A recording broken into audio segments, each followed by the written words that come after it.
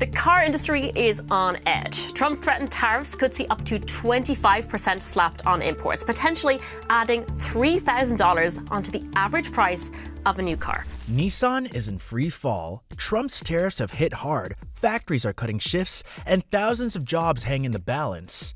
With sales already struggling, the CEO faces his worst nightmare. Can Nissan survive, or is this the end of the road? Nissan has recently announced significant job and production cuts in the United States, reflecting the company's efforts to navigate financial challenges and adapt to shifting market dynamics. In November 2024, Nissan revealed plans to reduce its global workforce by 9,000 positions, aiming to decrease its global production capacity by 20%. This decision comes as the automaker grapples with declining sales in key markets, including China and North America. In the US, the impact of these cuts is becoming more evident.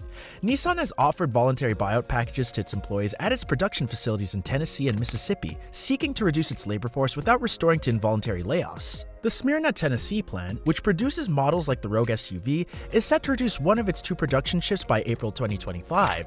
Similarly, the Canton, Mississippi plant will decrease shifts for the Altima sedan starting in September 2025.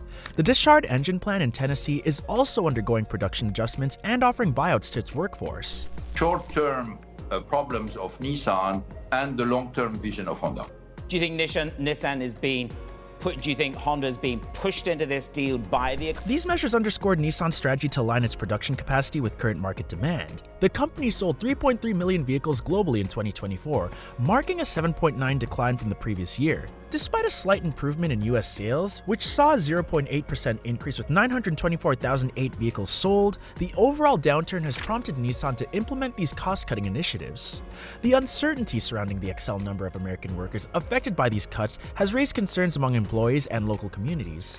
While Nissan has emphasized its preference for voluntary buyouts to minimize the impact on its workforce, the broader implications of these reductions highlight the challenges the company faces in maintaining its market position amid evolving industry conditions. Nissan's recent financial struggles can be attributed to several factors contributing to a decline in vehicle sales. One significant issue is the shift in consumer preferences. As the automotive industry evolves, buyers are increasingly favoring electric vehicles and advanced technology features. Nissan, despite its early entry into the EV market with the Leaf, has faced stiff competition with other automakers that have rapidly expanded their EV offerings, leaving Nissan's lineup less appealing to tech-savvy consumers. Carlos, let's talk about life as a CEO in the era of President Trump. The president's America First doctrine certainly complicates things for the alliance that you run. Reputation concerns have also played a role. Past issues, such as the high-profile arrest of former chairman Carlos Ghosn and controversies surrounding corporate governance, have tarnished Nissan's reputation. These events have led to a perception of instability within the company, causing potential buyers to question the reliability and longevity of Nissan vehicles. Competition from both domestic and international brands has intensified. Automakers like Toyota and Honda and emerging Chinese manufacturers have introduced models that offer better fuel efficiency, advanced features, and competitive pricing. Nissan's current lineup has struggled to stand out in this crowded market, leading to decreased sales figures. Economic conditions and consumer spending trends have further impacted Nissan's performance. Global economic uncertainties, including trade tensions and fluctuating currency values, have affected consumer confidence. As a result, many buyers are postponing new vehicle purchases or opting for more affordable options, areas where Nissan has not been able to capitalize effectively. To address its ongoing challenges, Nissan entered into merger discussions with Honda in December 2024. The proposed merger aimed to create the world's third-largest automaker by sales, potentially providing both companies with enhanced economies of scale and a more robust platform to compete in the global market. However, the merger talks have encountered significant obstacles. One major point of contention is the structure of the merged entity. Honda proposed that Nissan become a subsidiary, a move that Nissan's leadership found unpalatable, leading to a suspension of the discussions. This disagreement highlights the challenges inherent in merging two companies with distinct corporate cultures and operational philosophies. The potential benefits of the merger included shared research and development efforts, particularly in the areas of electric vehicles and autonomous driving technologies. By pooling resources, the combined entity could have accelerated innovation and reduced costs. However, the risks were also significant. Integrating operations and aligning strategic goals between two large automakers is a complex process fraught with potential pitfalls. Honda's positions in these negotiations was strengthened by its relatively stable financial performance compared to Nissan's recent struggles. While Honda stood to gain from increased scale and expanded market reach, it was cautious about taking on the challenges associated with Nissan's restructuring efforts. The recent imposition of tariffs by President Donald Trump has sent shockwaves through the automotive industry, affecting manufacturers, suppliers, and consumers alike. These tariffs, which include a 25% duty on imports from Mexico and Canada and a 10% levy on goods from China, aim to bolster domestic production, but have introduced a host of challenges for automakers. Japanese automakers, particularly Nissan, find themselves in a precarious position due to these tariffs. Nissan relies heavily on its production facilities in Mexico, with approximately 27% of its US sales sourced from Mexican plants. The new 25% tariff on Mexican imports threatens to erode Nissan's already thin profit margins, as the company has been grappling with financial difficulties and declining sales. Unlike some competitors, Nissan's lineup includes a significant number of compact cars like the Sentra and Kicks, which are popular among cost-conscious consumers.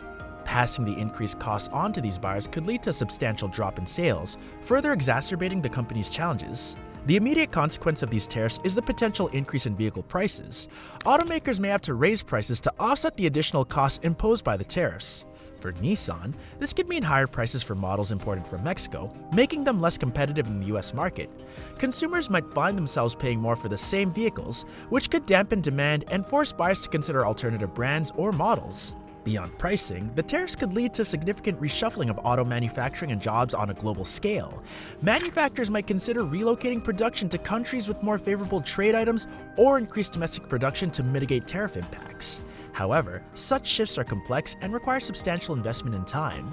In the short term, companies like Nissan may face difficult decisions, including scaling back production in higher tariff regions, which could result in job losses and economic repercussions in those areas. Suspend a planned 25% tariff on Mexico and Canada for a month, but some analysts say that if it does go ahead, it would be a bigger shock to the car sector than the pandemic was. How much is at stake here? In summary, while the tariffs aim to strengthen domestic manufacturing, they've introduced significant challenges for automakers, particularly those like Nissan with substantial international production. The industry is now tasked with navigating these complexities, balancing cost increases, potential price hikes, and strategic decisions about manufacturing locations while striving to remain competitive in a global market. In recent years, Nissan has faced significant challenges related to transmission issues and subsequent recalls, which have adversely affected its reputation for quality and reliability. These problems have not only led to customer dissatisfaction, but also have highlighted broader concerns with the company's quality control processes. One of the most notable issues has been with the Nissan Rogue, particularly in the 2008, 2016, and 2018 models. Owners have reported a range of transmission problems, including hesitation during acceleration, sudden loss of power, and unusual noises. These issues are often attributed to the vehicle's continuously variable transmission, which, while designed to provide smoother driving and better fuel efficiency, has been prone to premature wear and failure in these models. The recurrence of these transmission problems have led to multiple recalls and extended warranties as Nissan attempts to address the defects. However, these measures have not fully alleviated customer concerns, and many owners have expressed frustration over the inconvenience and potential safety risks associated with these failures. Nissan is not alone in facing such challenges. Other automakers, including General Motors, have encountered similar issues. In 2024, GM recalled nearly 462,000 trucks and SUVs equipped with diesel engines due to a defect in the transmission control valve, which could lead to rear-wheel lockup and increase the risk of a crash. The affected models include popular vehicles like the Chevrolet Silverado and GMC Sierra pickups. So, what are your thoughts on this? Let us know in the comments below.